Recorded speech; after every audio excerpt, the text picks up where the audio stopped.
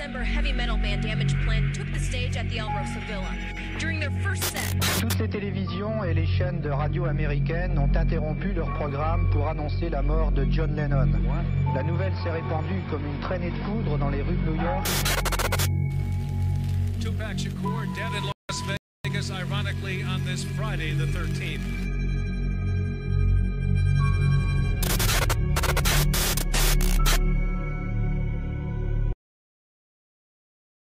All right. Allô? Bonsoir tout le monde. Bienvenue au podcast du crime à mes oreilles.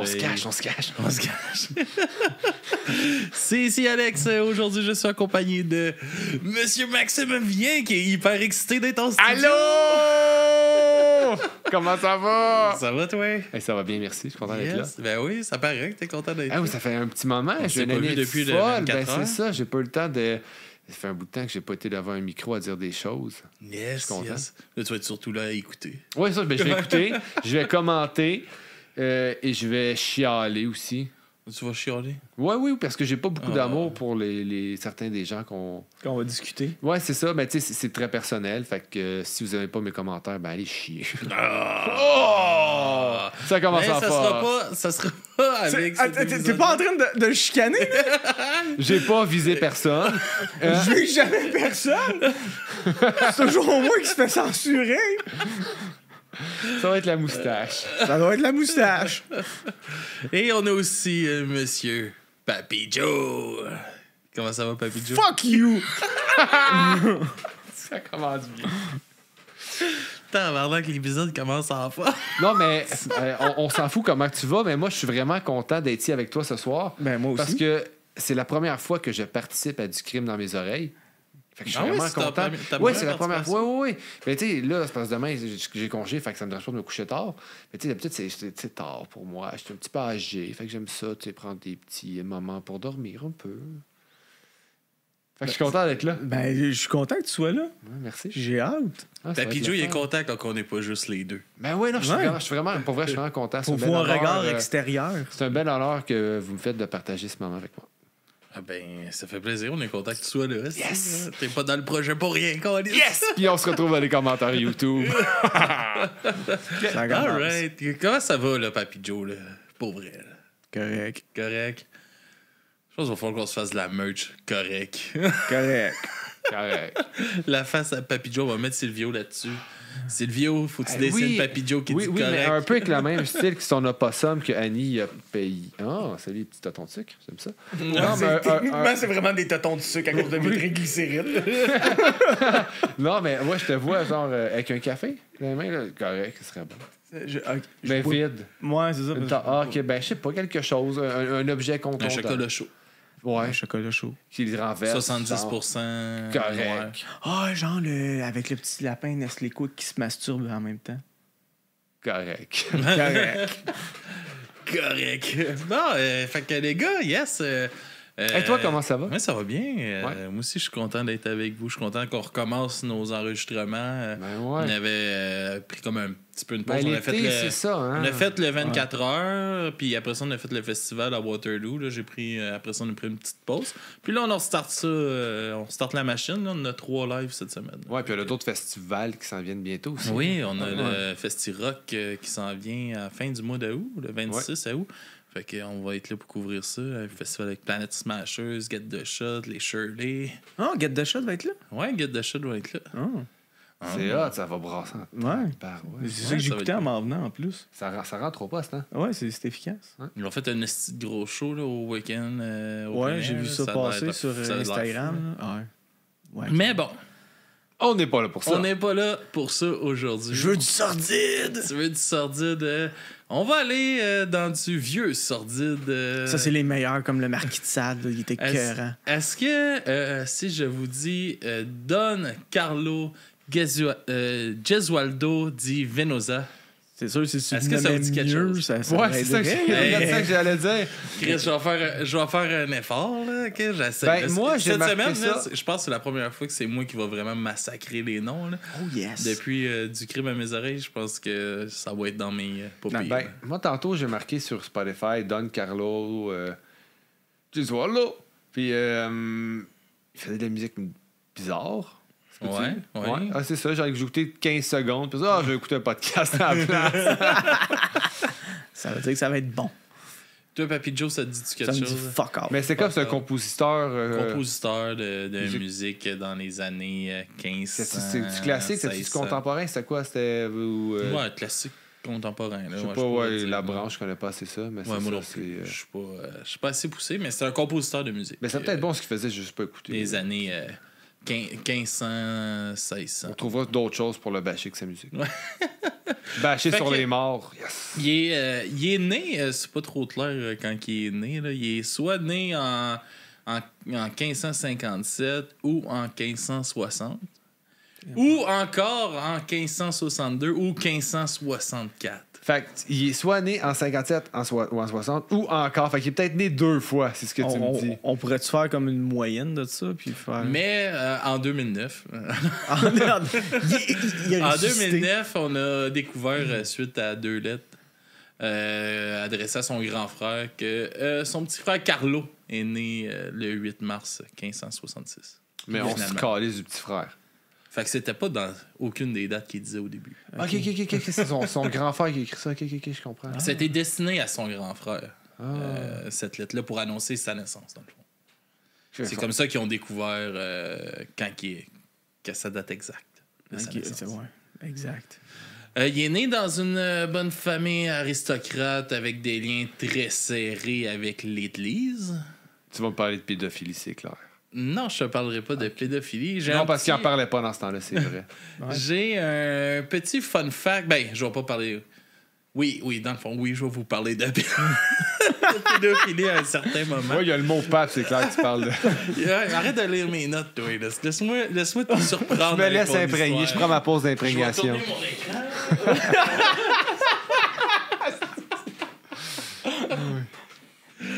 Fait que... Regarde la caméra. OK, regarde. Annie, c'est pour toi. Fait qu'il y a petit fun fact, le pape Pie IX. Comme la rue. Ouais, le pape Pie IX. C'est pas genre l'arrêt de métro aussi qui est Pie IX? Oui. Écoute, il y avait la même mise un peu partout, lui. Il y avait le Pie IX. Ben, le pape Pie IX, c'était son grand-oncle. Ah, OK. Du côté de sa mère, de son père? C'est pas important. Ça, je ne le sais pas. Là, ça me pose trop de questions. Là, non. Il a pas fait c'est quoi Ancestry? L'arbre. Ouais, il a pas fait son Ancestry là dessus. Non. Okay. Fait que, en tout cas, c'était son grand-oncle, le pape Pie IX. Bien que son père, Guillaume de Gesualdo, soit prince de Venosa, notre ami Carlo n'est pas appelé à le devenir dans la succession. C'est une ville, ça, Venosa? Moi, sûrement, là, dans ces années-là, c'était un... En quel pays? C'est en Italie. En Italie, OK. Ouais, c'est en Italie. T'avais pas catché encore, c'était en Italie? On parle du pape, puis c'est le grand-oncle. Oui, mais t'es pas obligé d'être... Tu peux être pape. Il y a un Québécois qui a failli être pape. Oui, aujourd'hui, mais à une certaine époque... C'était pas nécessairement les Italiens, il aurait pu venir... Non, mais là, en général, c'était juste les Italiens. Je connais pas l'histoire de la papauté. On va dire allô à Silvio qui est maintenant dans le chat. What's up, Silvio? Et on va dire allô à Pams1983 qui est là aussi, qui est content que Max est là. Content? Elle est une personne non genrée. C'est un peu dur avec savoir qui est qui. Allô? Mais me semble. C'est pas la Beauce. Ouais. Yes! Beauce! Je m'en suis rappelé. Je suis fier de moi. Salut la Beauce. Yes. C'est ça. Selon les traditions de l'époque, avec ces notes de noblesse qu'il y avait, il devait être appelé à avoir une belle carrière ecclésiastique. Ecclésiastique. Ecclésiastique, oui, c'est un beau mot, ça. Yes, c'est un beau mot, il est dur à dire. On va le dire tout. Ecclésiastique. En ASMR. C'est déclencheur. Yes. Mais il était pas trop tenté par ce côté-là de sa vie puis tout ça. De toute façon, il était pas appelé à devenir prince, ça devait être son grand frère qui allait le devenir puis tout ça. Fait qu'il s'est plus concentré sur des études dans la musique puis plus des choses qui l'intéressaient. Puis il a côtoyé beaucoup de musiciens quand il était jeune, puis il a été vite initié à jouer de la lutte. et à la composition musicale. Vous avez joué de la lutte. Ben, c'est ça, du coup, je me suis dit. C'est sûr qu'on dit jouer de la lutte, faire de la lutte. Non, t'as raison. C'est jouer de la lutte. Sinon, moi, il j'aurais pensé rentrait qu'il dans aurait le été ring. prince quand même, parce que, je veux dire, il serait peut-être pas devenu roi. C'est mais la BTB. Je me dis, Pas la Beauce. la reine et ses enfants, c'est tous des princes. Désolé. Fait que je pensais qu'il serait devenu prince, mais OK. Sucks to be Mais you. c'était pas lui qui devait succéder son père, ok. tu sais, qui devait prendre la place de son père. Puis, fait que c'est ça. Fait qu'il s'est plus concentré là-dedans, puis il a développé sa passion pour la musique quand il était jeune. Il était décrit comme un artiste brillant, mais ambigu, ayant une personnalité un peu excessive. Ça, automatiquement, ça commence bien. 1500 cucs, personnalité excessive. Ça Dans finit toujours monarchie, des liens avec l'Église. Ça fait un bon mélange explosif. Et sa vie a un petit peu changé à cause qu'en 1585, son frère Luigi meurt suite à une chute à cheval. Il a à pas 29 ans, à sauter au-dessus pas du bloc. marié, pas d'héritier. Bing, bada, boom. Mario. Fait que ça a comme un peu forcé notre cher ami Carlo à embrayer de se trouver une femme. Il avait à cet âge-là environ 18 ans. Fait que c'est lui qui allait devenir le prince, finalement. Finalement, oui. Puis c'est ça, tu sais, il a jamais vraiment été intéressé par ça. Fait que tu sais, il se laisse pas mal guider dans le travail, tout ça. Puis c'est ça. Il doit se trouver une chère épouse pour pouvoir faire des héritiers, éventuellement. Continuer la Mais lignée. à cette époque-là, son frère, 29 ans, pas marié, il devait être là en tabarnak. Ou gay. Ou peut-être, ouais, c'est ça. Non, Ils l'ont dit, personnalité explosive. non, ça, c'est le Non, petit non, frère. c'est Carlos. Ça, c'est... Ah, ok, c'est Pas l'autre. Le grand frère, c'est celui qui est mort Ah, ok, sur son ouais, je destrier. me suis trompé. Mais il devait être gay aussi. Et c'est comme je vous disais, il est âgé maintenant de 18 ans. Ça lui met une pression quand même assez énorme pour se marier. Fait que ses parents décident d'arranger un mariage avec Maria Davokios. Attends, je vais te dire ça bien comme il faut. Là. Davalos. T'as-tu sa cousine? Qui était sa grande cousine. Vive la monarchie! Ben, oui, vraiment. Mais c'est quand même fucked up comme pattern familial, là, parce que si on revient dans le temps, ils ont annoncé à son grand frère qu'il avait un petit frère en lui écrivant une lettre. OK? Il était pas à côté. Puis il y avait hein. 11 ans de différence. Comment il faut que tu annonces à ton enfant de 11 ans qui est rendu avec un frère par une lettre, sacrément? À cause t'es placé à quelque part Ben pour oui. apprendre l'art de la guerre, whatever. Peut-être, hein? Wow. Et c'est ça. Fait qu'elle était fille du duc de Pescara et cousine éloignée, comme Papy Joe a deviné, de notre cher Carlo. Le mariage, Éloigné parce qu'elle restait loin. ça. Ouais, c'est tout. sa mère, dans le fond, était la sœur de son père. C'est pas tant éloigné. C'est ça, C'est tant pas mal éloigné. le plus proche de cousin Ah ouais, je que tu sais, peux être, mais hein. pour eux, ils disent que c'est éloigné. C'est parce que ça revient à il habitait loin, c'est tout. C'est ça. Le mariage sera célébré à Naples le 28 avril 1586. Ah, c'est une belle journée, ça, c'est ensoleillé. Il faisait beau, le climat était bien. Comme un petit Naples. 22 degrés, Ben, pas Naples, trop il fait humide. toujours beau. Là. Ouais, Ouais, je m'en rappelle. j'imagine, ouais. Puis, quoique Maria avait comme 4 ans environ de plus que notre Je pensais que t'allais juste arrêter là. Non. Elle avait 4 ans, c'est ta cousine, fait des enfants. Et non, c'est ça. Elle avait environ 4 ans de plus que notre ami Carlo. Puis, elle, c'était son 3e mariage. Ok, son fait que mariage avec Carlo. C'est ça, c'est soit qu'elle était fucking laide ou qu'elle a déjà été mariée. Et non, elle était décrite comme une des plus belles femmes. Ouais, Genre, parce qu'à 22 ans, à ce temps-là, t'es rendu une vieille fille. Là, Ouais, mais Ouais, tu te rappelles ouais. la chanson. Quand on se donne à une femme d'expérience, on met son innocence dans la balance. C'est ça. Fait que c'est son 3e mariage. Puis le pourquoi qu'ils ont choisi Maria pour épouser notre cher Carlo, c'est qu'elle qu'elle démontrait des signes suffisants de fécondité. Ça ressemble à quoi des signes suffisants de fécondité? Dans les commentaires YouTube, j'aimerais ça savoir, pour vous, c'est quoi un signe? Mais mesdames, messieurs, n'importe qui, c'est quoi, pour vous, des signes suffisants de fécondité? Je veux qu'on en débatte. Merci. Moi, ça me fait juste penser à Servante écarlate, c'est tout. Je trouve ça merveilleux. Fait que je vais vous parler un petit peu de Maria, jusqu'à pour vous sachiez un peu c'est qui. C'est la fille de Carlos d'Avalos, qui est prince de Montesarcio, et de Seva Guesaldo, princesse de Venosa. Ils n'ont pas tous le même nom. Il n'y a pas un autre Carlo aussi. Là? Carlo, c'est notre principal. Ouais, mais son père s'appelait Carlo aussi. Okay, c'est un addon. Elle fait partie de l'une des plus... addons qu'on s'en Elle fait partie de l'une des plus grandes familles de noblesse de la région napolitaine de l'Italie.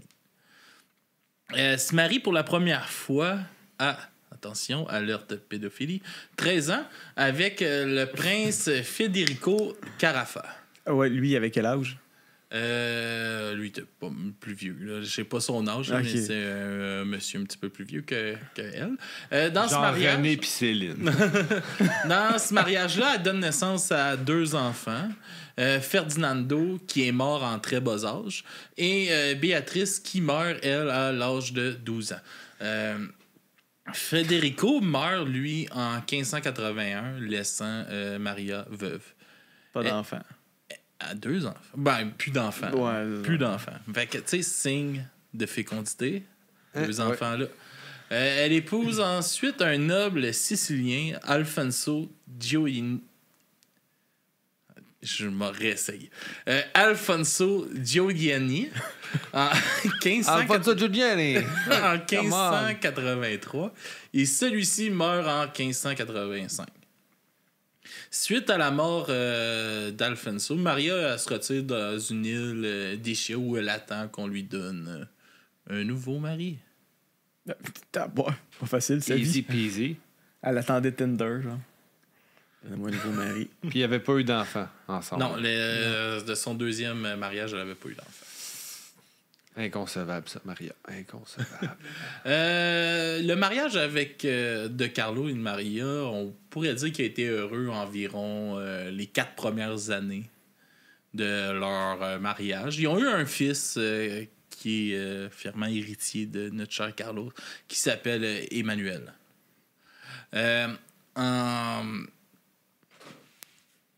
Attends une minute, ça n'a pas rapport de suite. Comme que c'est ça, ils ont eu un fils puis tout ça ensemble. Puis comme que je vous disais, leur mariage a été heureux environ 4 ans. C'est un peu le temps que Maria prenait avant de se tanner de ses maris. Oh! Ouais, c'est OK.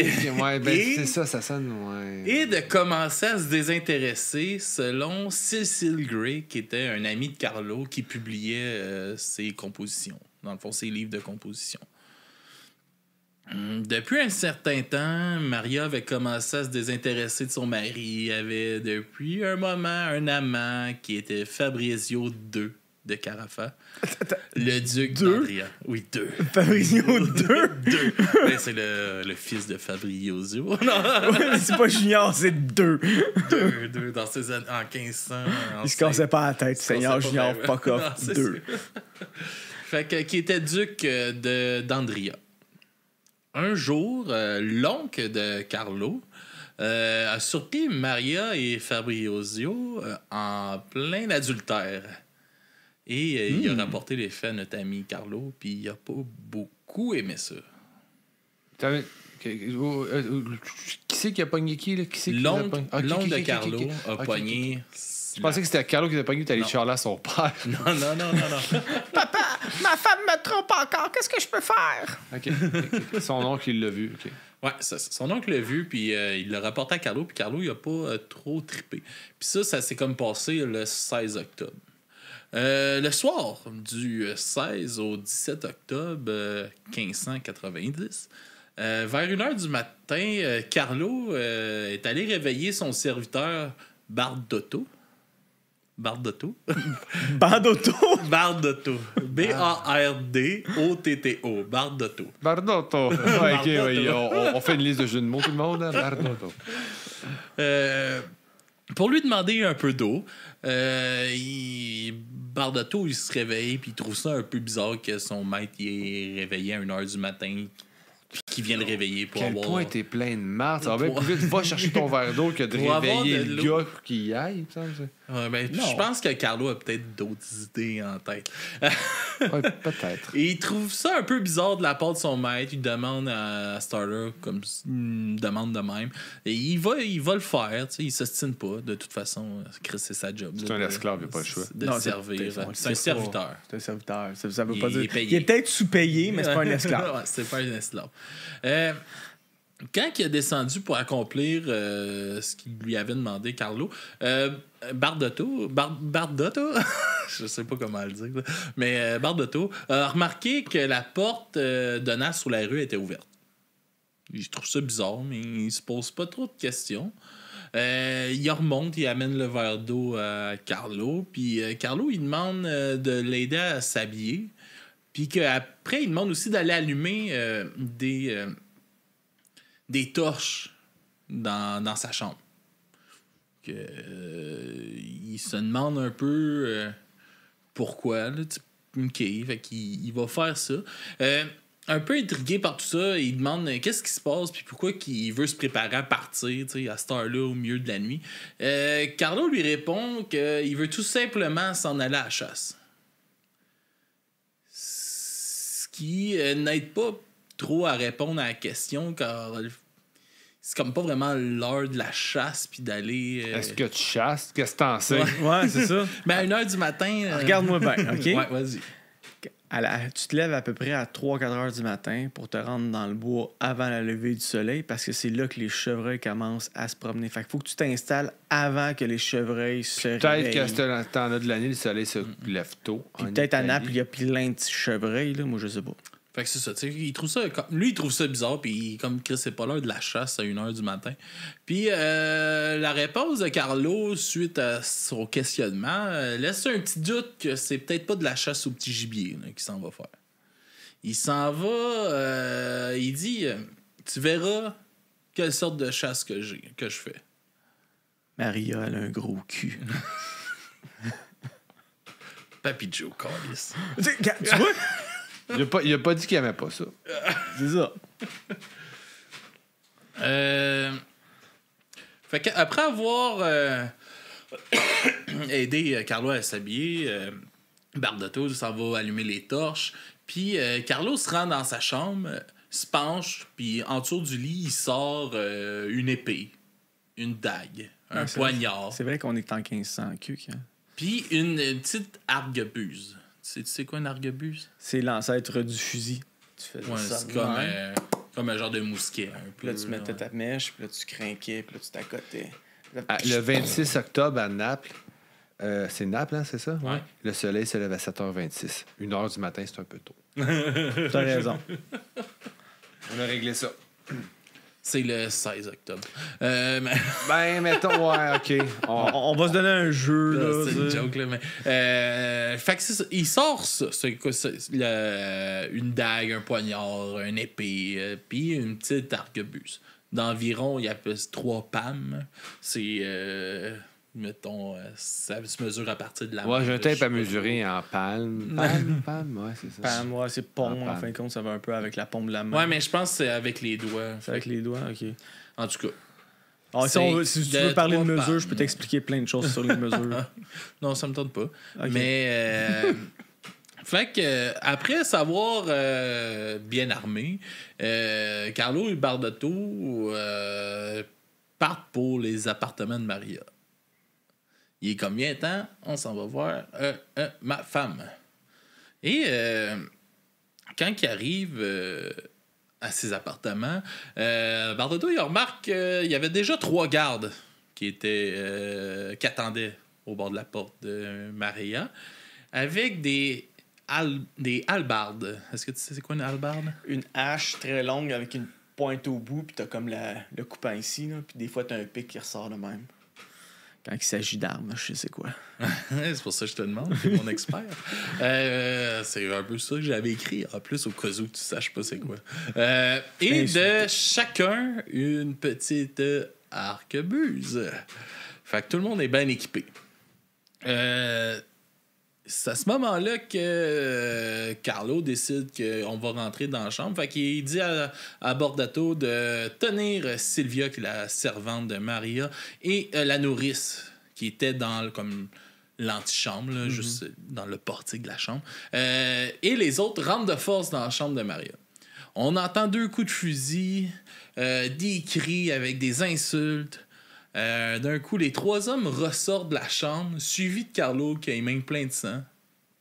Ils demandent où est l'entremetteuse Laura, que j'ai pas trouvé trop qui était Laura, mais en tout cas, ils cherchent... l'entremetteuse. C'est ça. Ils cherchent cette madame-là qui était sûrement très chanceuse de pas être là à ce moment-là. L'entremetteuse, c'est pas celle qui les a présentées les deux, peut-être? Je sais pas. Sûrement. Peut-être, ouais. Présenter Maria avec son amant, que je me souviens plus de son nom. Fernandio, ouais. Bardato et Carlo retournent donc dans la chambre où Carlo aurait achevé les petits tourtereaux. Oh! La chasse, je te l'avais dit, Maria, elle a un gros cul. Ceci serait la version officielle de l'enquête menée à l'époque. Par contre, son amie Cecil Gray n'est pas d'accord à 100% avec cette version-là, parce qu'il trouve que ça fait un peu roman fantasy, là, l'histoire de la chasse, puis tout ça, puis ça l'a fait drôlement passer au sultan Shahryar dans un conte des 1001 nuits. C'est vrai. Fait qu'il est comme il raconte ça, Bardato, mais il a peut-être été influencé, genre. Ouais, c'est ça. Après les meurtres, tout le royaume de Naples c'est un peu comme passionné par cette histoire-là. Plusieurs versions de l'histoire sortent après les faits, des éléments véridiques comme des paroles dites et reportées par des témoins qui étaient présents, dont Bardato puis les autres servantes. Comme des... sur place qui revenaient comme Carlo qui crie à ses hommes, tue cette infâme et cette traînée, des cornes de la famille Gesualdo, comme si c'était des démons de la famille. Parce que là, j'aime tellement les insultes des vieilles époques. Ouais, le monde était cave dans ce temps-là. Ben, si tu veux mon avis, on reste toujours aussi cave, mais avec d'autres choses. Là, mais... Oui, on a juste transposé ça. Oui, puis au moment qu'il rentre dans la chambre avec Bardato, on l'a entendu crier « Elle doit pas être morte, cette traînée-là. » Fait que des petites affaires de même. Il y a des histoires qui s'inventent sur ce qui serait peut-être arrivé avec les corps après les meurtres, comme... Les corps ont été jetés dans la rue. Ils ont été violés par un moine capuquin. Oui, mais ça, oui, les moines capuquins, quelle bande de violeurs. Cadavres, ils aiment ça profaner. Là, oui. Tout le monde sait ça. Qui sont restés pendus jusqu'à ce que la pourriture puis les odeurs de corps les obligent à les enterrer. Alors ça, d'habitude, qu'est-ce qu'il fait? C'est qu'il pendent. Puis là, à un moment donné, il veut pas, avec la putréfaction, tout ça, les chairs se fendent. Puis là, à un moment donné, le carré tombe, puis la tête, elle tombe. Parce que... Puis là, après ça, ils l'enterrent parce qu'ils n'ont plus le choix. Là. Ils sont plus capables de l'accrocher. Mais ils faisaient ça dans certaines époques, exposer les morts comme ça pour montrer. Ben, c'est arrivé un peu avec le Corriveau, mettons. Ouais, direct ça, c'est. Oui, exact. Ben, c'était pas comme en Europe, le Corriveau? Ouais, c'était dans une cage. Non, c'était au Québec, mais oui. Ouais. Ah ouais, ok. Ben, je pense que c'est notre. Il fait longtemps que je dis, c'est-tu notre seule chasse aux sorcières qu'on est? Je pense que oui. Ouais. Je suis pas sûr. Peut-être c'est en Europe, mais c'est peut-être ici, ça se peut. Non, c'est ici, par exemple. Ouais, aux États-Unis, c'est dans le coin de Québec. Oui. Ok. Ça se peut, oui. Fait que les corps auraient été pendus, comme que je disais, jusqu'à ce que la pourriture puis les odeurs les obligent à enterrer. Il n'y a pas vraiment de façon possible de savoir ce qui est vraiment arrivé avec les corps. 500 ans. Il y a plus de 500 ans, ouais. Mais ce qui serait le plus probable, c'est que, vu que c'était des familles nobles, quand même, il y avait un code éthique. Puis que les corps auraient été renvoyés aux familles après avoir été nettoyés puis habillés. C'est ça qui serait ce qui serait le plus proche de ce qui aurait pu vraiment se passer. Mais ce qui est drôle aussi dans ce temps-là, c'est qu'il renvoie le corps à la famille, mais c'est eux autres la famille, parce qu'ils sont tous incestueux. Tant que ça reste dans la famille, pas de trouble.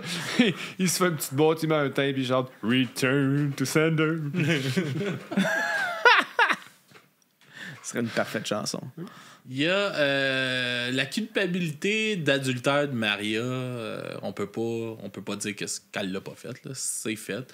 Ce qui donne à Carlos, son mari, prince, une bonne défense. Le droit de justice haute et basse qui le blanchit pour avoir vengé son honneur et celle de sa famille. C'est que c'est beau. Mais pour venger l'honneur de sa famille, il fallait qu'il tue sa famille. Exactement. OK. Puis j'ai une autre question pour toi. C'est peut-être pas écrit nulle part, peut-être que tu le sais. Vengeance haute et basse. C'est quoi la différence? Non, justice haute et basse. OK, mais voilà. C'est comme ça que c'est... Mais oui, c'est le thème, là. Je sais non, pas. C'est le thème. Mais c'est quoi une basse et une haute justice? Sûrement une justice pour les nobles et une justice pour les bourgeois, sûrement. Les nobles bourgeois, c'est une classe, puis t'as les prolétaires plus bas. C'est comme de la justice moyenne. Ouais. Mais tu vois, ici, à notre époque, on a encore... Je sais pas s'ils disent encore, mais des fois, ils utilisent ça, c'est crime d'honneur. Ouais, j'ai déjà entendu ça. C'est ça, ça revient un peu à ça. Là. Peut-être avec un avocat, il pourrait nous clarifier ça, mais c'est comme... Résumé, là, ça serait à peu près la même affaire. Là. Fait que c'est ça. Fait que ça le blanchit. Fait qu'il s'en sort complètement avec rien. Par contre, les familles des victimes lui reprochent un peu sa façon d'avoir procédé à ça en demandant à des gardes de le faire au lieu de le faire lui-même, vraiment. C'est ça le problème! Ouais, mais là, tu sais, t'as pu le faire. Quand ton oncle vient te voir, tu dis « Hey, papa, arrête! » Pour faire son châtiment qui était quand même rendu à ces années-là, ces crimes-là sont quand même considérés comme un peu barbares. Là. De venger sa famille à cause de l'adultère. Là. C'est comme... ça passe, là, mais crissement limite, là, ton affaire. Mais je comprends, ça excuse rien, mais ils sont à une époque où le divorce n'est quand même pas permis non plus là, pour les catholiques. C'est catholique, c'est non. Tu fais quoi? C'est quoi leurs options? T'sais, elle te trompe, tu peux pas la battre parce que tu peux juste pas la battre parce que tu peux pas la battre. On fait pas ça. Hein? À cette époque-là, me semble que tu devais battre ta femme. Je veux dire, c'est quand même, tu sais... Puis Joe, trouve pas ça aussi drôle. Non, mais là, j'ai juste qu'on en jase, tu sais. Mettons, ils sont pognés, OK, ils peuvent pas se divorcer. Puis, tu me tromperas pas, mais je te trompe pareil. Ben, tu sais, je veux dire, il y a rien qui excuse ce qu'il a fait, mais tu fais quoi? C'est quoi leurs échappatoires, Chris? Il y en a pas. C'est calme. En partant, si tu veux aller chercher plus loin encore, le fait que la femme trompe son mari, elle s'en va en enfer. Fait que c'est pas genre... Ça n'a même plus rapport avec la réalité. C'est comme le châtiment divin, là, ça aussi. Là. Ouais, puis là, mettons qu'ils se décident, ah ouais, ben c'est correct, je vais continuer à faire comme si rien n'était. Mais elle, c'est une pécheresse. Ah ben, elle est en enfer. Puis lui, il va coucher avec le fruit du péché. Avec la fornicatrice. Mais techniquement aussi, tu forniquais seulement pour avoir des enfants. Hein. Ouais. Il y a ça, là. Mais c'est juste pour montrer à quel point le monde était comme fourré dans ce temps-là. Il pouvait pas fourrer, il était fourré. Fait que la colère de la famille l'oblige quand même un peu à s'exiler dans la ville de Gesualdo, dans les domaines de sa famille. Fait que, tu sais, pas... oui, là, c'est toute la même famille, mais sa famille directe. Là. Ouais, non, je comprends sa grande peine. Va-t'en chez vous sur ton grand domaine faire de ta musique. Ouais, c'est ça. Il s'exile et durant sa retraite forcée, il a jamais travaillé de sa vie sa retraite forcée. Ouais, c'est ça. Sa petite retraite forcée se fait quand même assez calme parce qu'il y a le support du vice-roi de Naples, Juan de Zuniga, qui empêche toute vendetta contre Carlo. Fait qu'il n'y a plus personne qui peut venger sa famille. Là. C'est fait. Là. Personne ne peut venger Maria. Ils ont enlevé le green light. Ouais, c'est ça. OK. Son père, il meurt le 2 décembre 1591 dans son château à Calitri, ce qui rend Carlo le chef de la famille à l'âge de 25 ans et l'un des plus riches propriétaires de tout le sud de l'Italie. Parce que, tu sais, tout le monde sait que quand t'as bien de l'argent, ben, t'es comme au-dessus de tout le monde. Là. Ben oui. T'es au-dessus de la loi, fait que t'as un autre cas de même. Là. Puis, hey, y avait-tu de la police dans ce temps-là ou c'était genre comme l'armée, la milice du coin? Ça doit être de la milice. Ouais. La garde royale. Ouais, puis les serviteurs, ceux que tu payes. C'est ça, ceux que tu payes. Ouais.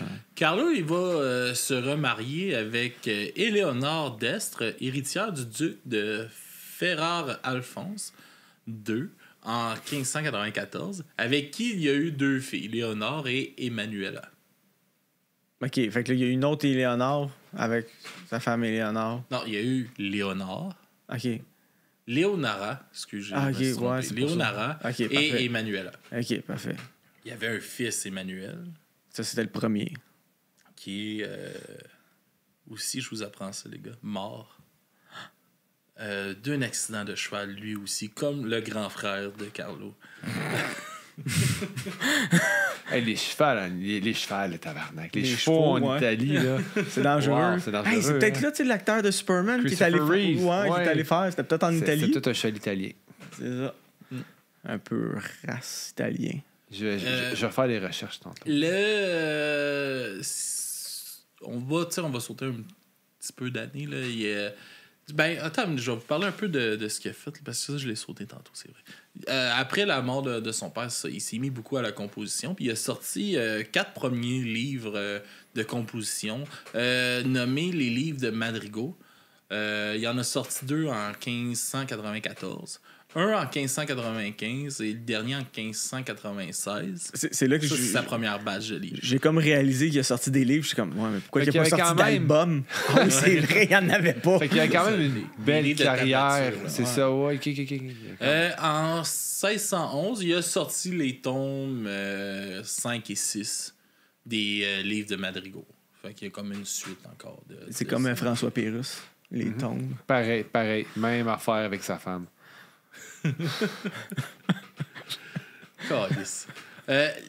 Les crimes de Carlo seraient revenus un peu le hanter vers la fin de sa vie. Là. Il s'en veut. Étant une personne très proche de la religion, il croit que la mort de son fils est l'œuvre de la justice divine. Est-ce que c'est simple dans le temps? T'arrives de quoi? C'est ça. Il pense que son gars est mort pour le punir d'avoir tué son ex-femme et son amant. Il ressent le besoin d'exprimer ses fautes et ça se démonte un peu d'une façon spéciale. Il va tuer sa femme encore? Non. C'est une autre affaire. Et il soumet à la flagellation. Affligé par des adolescents qui engageaient juste pour ça. Il payait des adolescents pour le flageller. Ouais. C'est clair qu'il se masturbait en même temps. Moi, je m'excuse, là. Il y avait 2 jeunes adolescents qui le flagellaient. Il était accroupi. C'est clair qu'il était bandé raide, le vieux déviant. C'est clair. Il meurt le 3 septembre 1613 après s'être retiré dans l'antichambre de la Camera del Zambolo durant 18 jours dans une grande dépression à recevoir des sévices de flagellation. Fait qu'il est mort en se faisant flageller. Ouais. Il est mort bandé, c'est clair. Michel... il avait quel âge quand il est mort? Il est né en... En 1566, puis il est mort en 1613. 40-50 ans. Ouais. 47 ans, peut-être? Ouais. Michel... OK, j'essaie son nom. Michel Giustiniani écrit une lettre sur sa mort où on peut lire ceci. Dans ce lieu, le 3 septembre 1613, s'ensuivit la mort de Don Carlo Gesualdo, chevalier napolitain, prince de... Il était 3 couleurs. Tout le monde mange juste le brun. Prince de Venosa est musicien très excellent, comme en témoignent ses œuvres publiées, et joueur d'archiluth. Celle-ci fut précipitée par une étrange maladie qui lui rendait agréables les coups qu'il se faisait donner sur les tempes et sur d'autres parties du corps en se protégeant avec quelques torchons enroulés. Attends, sur les tempes, c'est pas du fouet, là? C'est des coups de poing sur la gueule, ça, là? Ouais, il y a eu de ça aussi. Là, le gars, il prenait un plaisir à se faire battre par des adolescents. Ouais, ben, dans le fond, pour lui, ça le lavait de ses péchés. Ouais, c'est un martyr, là. Je veux dire, c'est un flagellant, là. Mais, tu sais, des fois, tu pognes des histoires de même, puis là, tu entends le monde dire « Oh, la société est décadente. » Puis tu Christ, tu connais pas ton histoire, toi, ça paraît. La pomme n'est pas tombée loin de l'arbre. Non, c'est ça. C'est juste les temps changent, les méthodes changent. La déprévation est toujours là. Mettons, en conclusion de tout ça, les crimes commis par Carlo l'ont rendu célèbre, puis il a été connu sous le nom du compositeur meurtrier. Il laisse quand même un gros héritage là, de 150 œuvres musicales, autant instrumentales que chantées. Il a inspiré plus de 12 opéras, une quinzaine de livres et essais, un docu-fiction appelé Mort à 5 voix et le film sans dialogue Dolorosa Gioia, qui est centré sur son mariage de Carlo puis Maria. Je veux pas. C'est comme un documentaire true crime de l'époque. Fait que c'est qui conclut mon histoire sur... J'aime ça, des affaires genre dans le temps. Sur Don Carlo Gesualdo di Venosa. C'est fucked up, mais moi, c'est ce qui me fascine, puis c'est peut-être mon côté un peu agnostique qui ressort, mais tu sais, t'as comme tu nous décris toute la scène, toute le kit, puis il y a personne qui peut savoir comment ça s'est passé, ça fait 500 fucking années.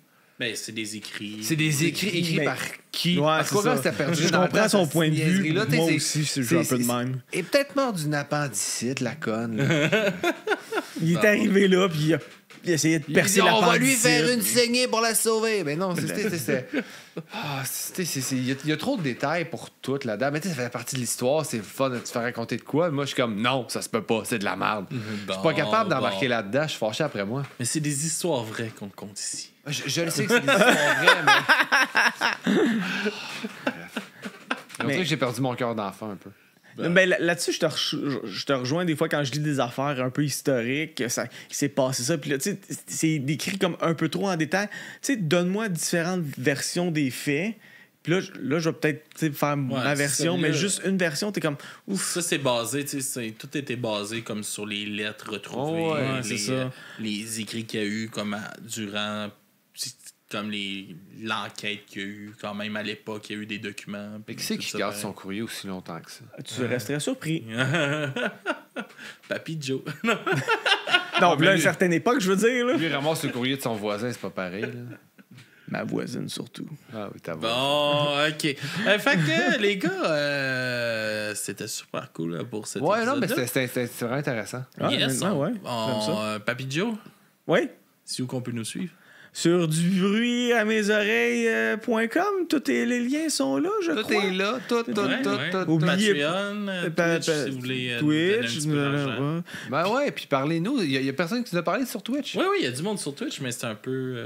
C'est dur pendant que c'est clair. Tu sais, tantôt... On va être plus actif tantôt. Ouais, c'est ça, pendant que c'est moi qui vais jaser avec eux. Mais quand même, j'essaie de pas trop interrompre avec le podcast. Ouais, non, je comprends. Pour la réécoute par après. Mais on est super content que vous êtes là avec nous autres. Moi, je vous aime. Bon, vous voulez, ça, c'est quand je vais faire mon René, vous avez le droit de m'interrompre, puis on va jaser. On va te régler ton compte. Faut pas oublier qu'on a un Discord, fait que vous êtes la bienvenue. Moi, je suis pas super actif, j'essaie de l'être, là, mais moi, les réseaux sociaux, c'est pas ma force. On a notre Discord. C'est vrai, j'ai des messages à répondre, je reçois des mails, mais j'ai même plus de... Ben, je l'ai, mais je suis plus connecté, puis j'ai changé de téléphone. Fait. Il va falloir que tu te reconnectes. C'est ça. Il va falloir que vous soyez plus actifs, les gars. Là. Qu'on soit plus... qu'on ait plus de rigueur.